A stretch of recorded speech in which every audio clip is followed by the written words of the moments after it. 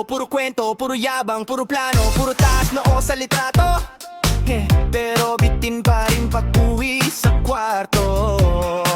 Tahimik pag nakapatay ang ilaw, doon lumalabas kung sino ka, ikaw. Di kayang takpan ang kwintas at damit, ang puso kong wala nang masabi.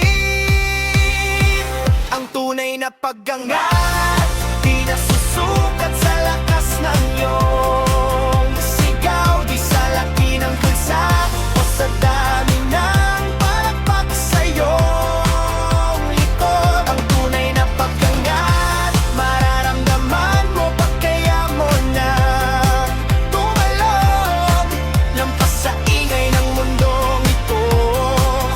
Para bang nakarating ka na sa buwan.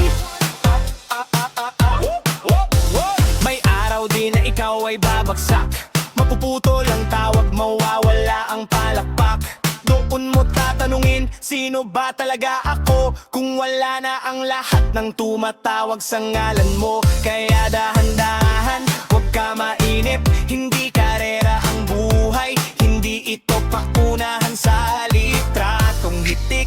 Mas matamis ang tagumpay kapag pinaghirapan mong tunay. Ang tunay na pag-angat, di nasusukat sa lakas ng iyong sigaw. Di sa laki ng bulsa o sa dami ng palakpak sa iyong likod. Ang tunay na pag-angat, mararamdaman mo pag kaya mo nang tumalon lampas sa ingay ng mundo ito. Para bang nakarating ka na sa buwan. Kahit ilang ulit kang mahulog, bumangon ka, ika'y matuto. Pag iyong tingin sa salamin ay kaya mo nang mahalin, doon magsisimula ang lipad mo. Ang tunay na pag-angat, di nasusukat sa taas ng iyong yabang sa mundo.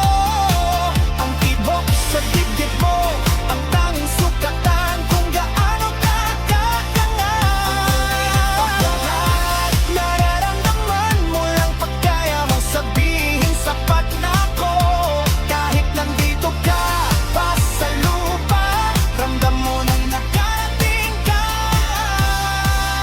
sa buwan. Sa buwan.